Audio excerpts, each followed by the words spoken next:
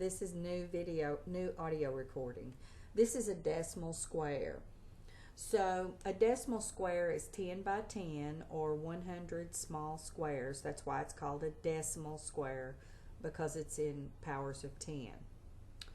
And if you want to use a decimal square to represent a fraction or a decimal part of the square, we can shade it in, and that would be, 4 columns wide by 10 columns long. So that would be 4 times 10, or 40 out of 100 shaded. So 40 shaded out of 100. So that's a part of the square. You could also talk about the part that's not shaded, which would be 60 out of 100, because the total square has to add up to be 100.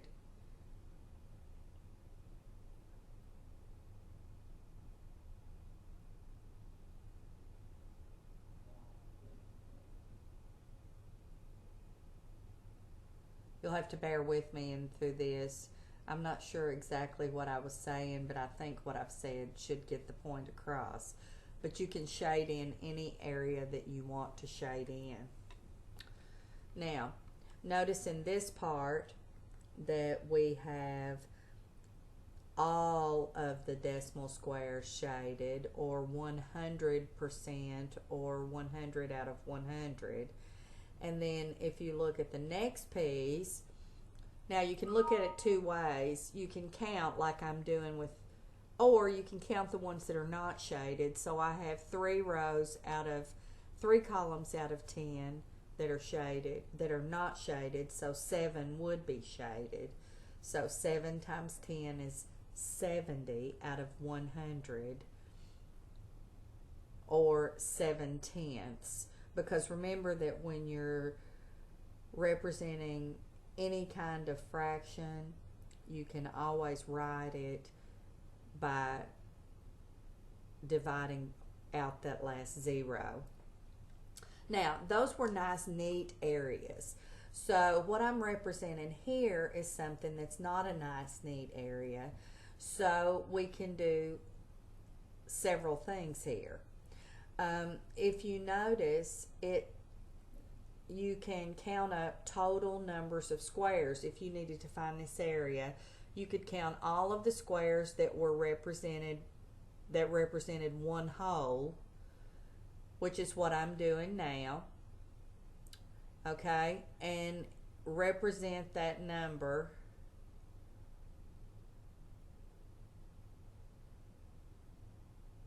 Those are the whole squares, the ones that I'm touching with the marker.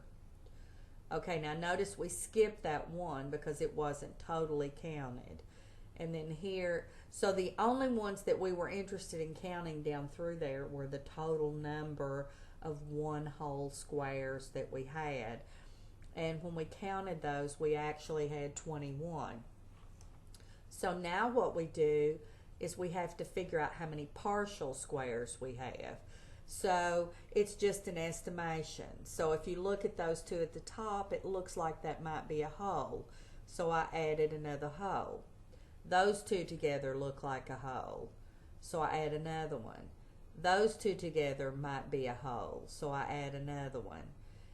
And then these two are a very small piece, but if I added it to this one or that one, then I might have another one. Okay, and then if I add those, that's another one. So I'm estimating. This is not an exact area, but it is a partial, it is an estimated area. So that when I'm finished, then I add all those things up and I get my total area, which is 21, 2, 3, 4, 5, 6, 7, 8. So the total area there would be approximately 28.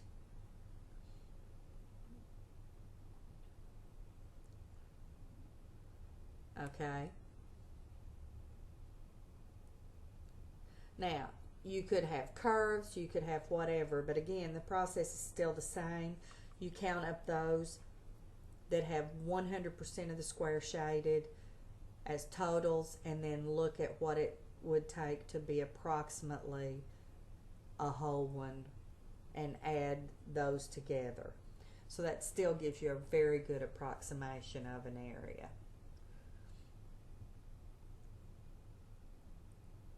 Okay, so now if I put these 3 columns shaded, that's 3 columns of 10, so 3 times 10 is 30, so that's 30 out of 100 shaded, or 3/10, or if I look at the unshaded part, that represents 3 columns from 10 columns, gives me 7 unshaded.